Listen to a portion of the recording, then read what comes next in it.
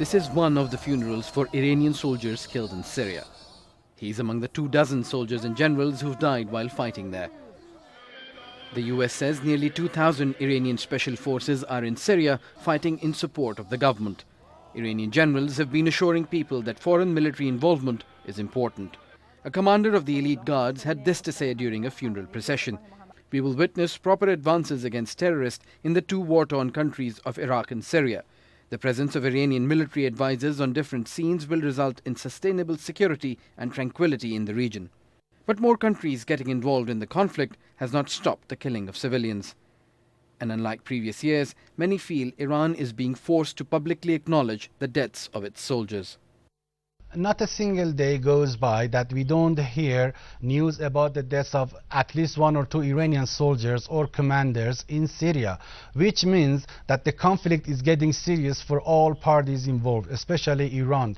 The IRGC commanders and military advisors have been there in Syria from day one. So, I mean, this was long overdue. I think in the past even we had some deaths in Syria, but the government refused to acknowledge that. If they are acknowledging it now, it is because they cannot hide it from the international community or the public inside the country.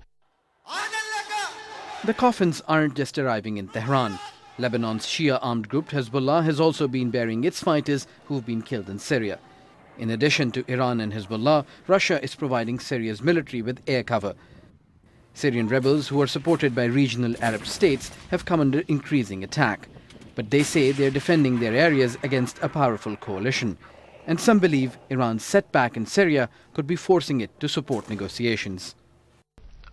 The soldiers in Syria are not, normal people. These are top commanders, top officers from the IRGC and elite forces. It is losing these key people in Syria. It is definitely under pressure. I think if Iran is accepting the dialogue now to sit at the same negotiating table with the rest of the international community to find a dialogue and a way out of the Syrian crisis by dialogue and politics, I think that is because it doesn't want to lose any more commanders. That's why it is going to attend this meeting on Friday.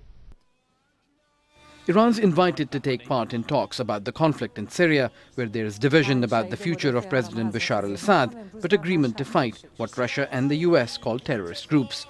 And until the talks actually help to cease fire, soldiers from all sides will continue to be buried.